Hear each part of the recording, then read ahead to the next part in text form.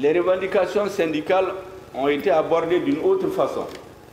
J'ai pris ce que j'ai trouvé, le bon travail qui a été fait par l'ancienne équipe, qui était un travail méritoire, le prendre et poser la question. Qu'est-ce qu'il faut faire pour éviter la grève à partir du moment où pratiquement depuis février, il y avait des accords de principe.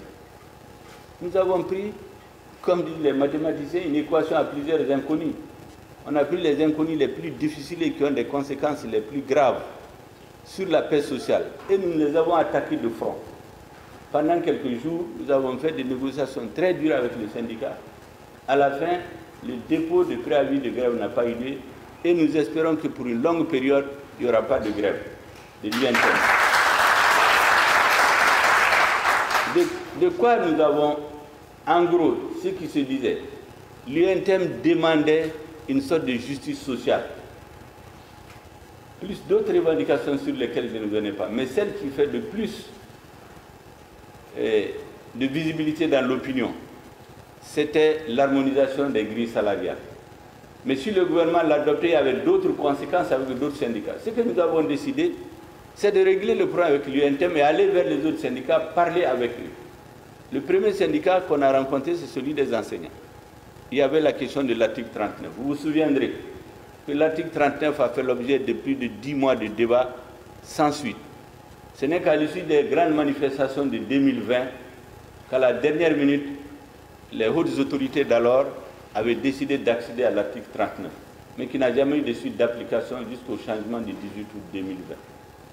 Il m'a été dit que lorsque les discussions entre les autorités d'alors et les enseignants s'étaient engagés pour sauver l'année scolaire, il était question d'appliquer immédiatement l'article 31.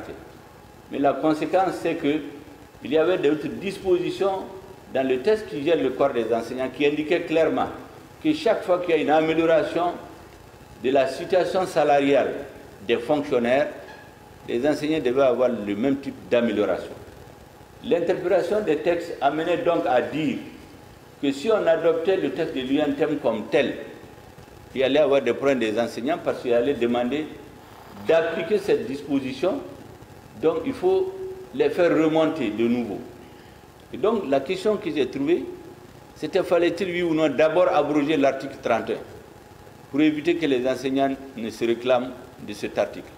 J'ai clairement dit qu'on n'ira pas dans ce sens parce que c'est un droit acquis. Psychologiquement, dire que l'article 39 est abrogé, c'était déclarer la guerre aux syndicats. Donc nous avons maintenu l'article 39 comme tel. Et nous avons expliqué.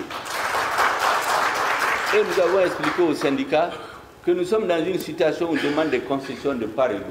Aujourd'hui, on a trouvé une sorte d'équité syndicale.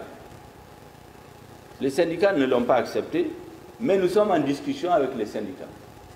L'autre syndicat qui avait posé des conditions, c'était le syndicat des greffiers. Ils avaient des revendications qui étaient